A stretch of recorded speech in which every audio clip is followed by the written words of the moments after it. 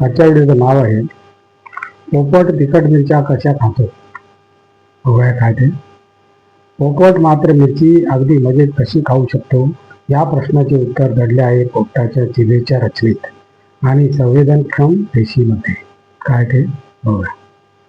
पोपट अत्यंत रंगीबेरंगी, आकर्षक आणि हुशार पक्षी आहे. त्याचं वागणं, बोलणं आणि खाण्यापिण्याच्या सवयी माणसांना नेहमीच आश्चर्यचकित करतात. त्याच्या खाण्याच्या यादीत अनेक फळं, धान्य आणि भाज्यांबरोबरच एक विशेष गोष्ट असते, ती म्हणजे तिखट मिरची. ही गोष्ट अनेकांना गोंधळात टाकते की ज्याला थोडीशी तिखटही सहन होत नाही अशा माणसांमध्ये पोपट मात्र मिरची अगदी मजेत कशी खाऊ शकतो. अरे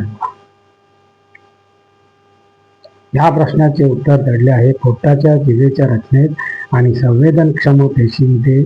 माणसाच्या जिभेवर तिखटपणा जाणवण्याचे कारण म्हणजे तीव्र जाणवणारे रिसेप्टर्स असे विशेष पेशीचे कॅप्सेसिन या रसायनाशी संपर्कात आल्यानंतर जळजळीत भावना निर्माण करतात.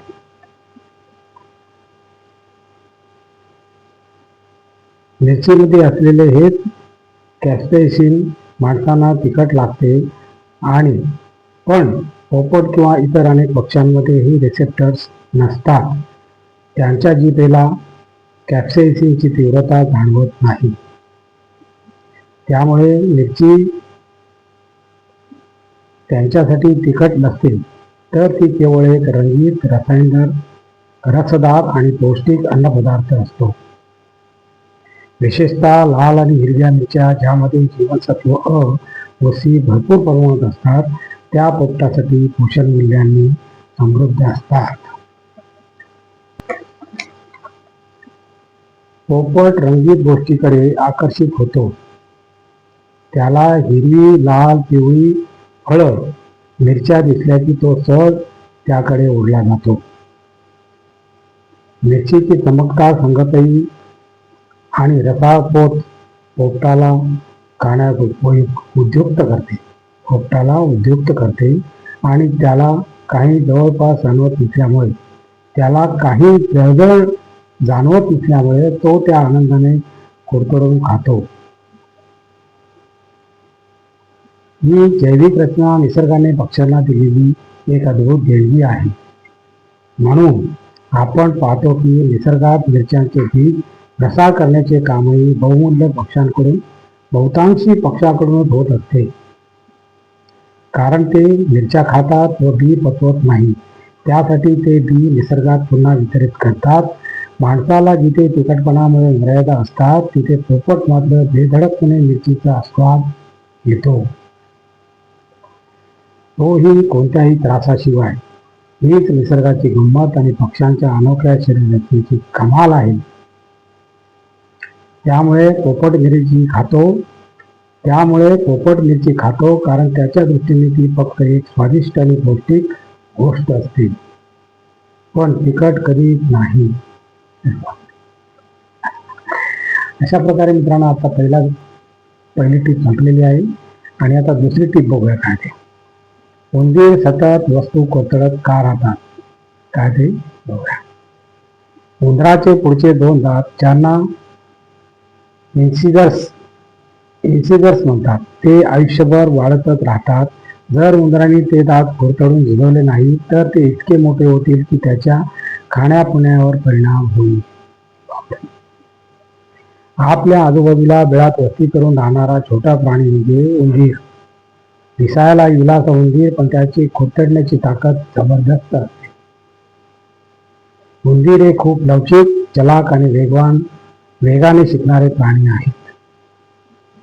त्याच्या जगण्याची आणि वाढीची क्षमता एवढी जबरदस्त आहे की हे अत्यंत कठीण अशा वस्तूंनाही सहज खुरतडून टाकतात. जाळी, प्लास्टिक, लाकूड, कागदी, मऊ धातू सुद्धा ते खुरपू शकतात. आणि यामागे एक ठोस शास्त्रीय कारण आहे. त्याच्या दातांची अनोखी रचना आणि त्याची सतत वाढणारी प्रवृत्ती. उंदराचे पुढचे 2 दात, त्यांना इन्सिजर्स असे म्हणतात, ते आयुष्यभर वाढतच राहतात. ही दातांची वाढ नैसर्गिक आहे आणि जर उंदराने हे दात कुरतडून भिजवले नाही तर ते इतके मोठे होतील की त्यांच्या खाण्यापिण्यावर परिणाम होईल. म्हणूनच उंदीर त्यांच्या आजूबाजूच्या गोष्टी कुरतडत असतात.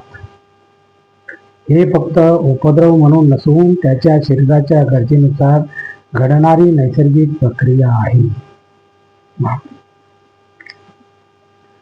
या इन्सिजर्स मध्ये असणारी घट्ट रचना आणि तीव्र धार त्यामुळे उंदीर अगदी कठीण पृष्ठभागावरही सहज कुरतडू कुरतड करू शकतात. त्याचे दात पाण्याच्या नळाला किंवा विजेच्या तारा झाकणाऱ्या कव्हरलाही छेद करू शकतात. त्यांच्या जबड्याच्या स्नायूमध्येही जबरदस्त शक्ती असते ज्यामुळे ते पृष्ठभाग घट्ट पकडून कुरतडू लागतात. उंदराच्या या वर्तनामागे केवळ भूक नव्हे तर शोध घेण्याची आणि पर्यावरणाशी जुळवून घेण्याची स्वाभाविक प्रवृत्ती कारणीभूत आहे. अरे वा. ते आपला मार्ग तयार करतात, लपण्यासाठी जागा निर्माण करतात आणि अन्न शोधतात. हे सगळे करताना त्यांच्या कुरतडण्याचा स्वभाव त्यांना मदत करतो. उंदीर जरी लहान दिसत असले तरी त्यांच्या या शारीरिक वैशिष्ट्यामुळे ते कोणत्याही जागे टिकण्याची कौशल्य बाळगतात. अरे वा. आणि अशा प्रकारे मित्रांनो आजचा आपला व्हिडिओ संपलेला आहे. आणि तुम्हाला जर माझा व्हिडिओ आवडला तर लाईक करा, शेअर करा, सबस्क्राईब करा आणि कमेंट जरूर करा. नमस्कार. जय हिंद.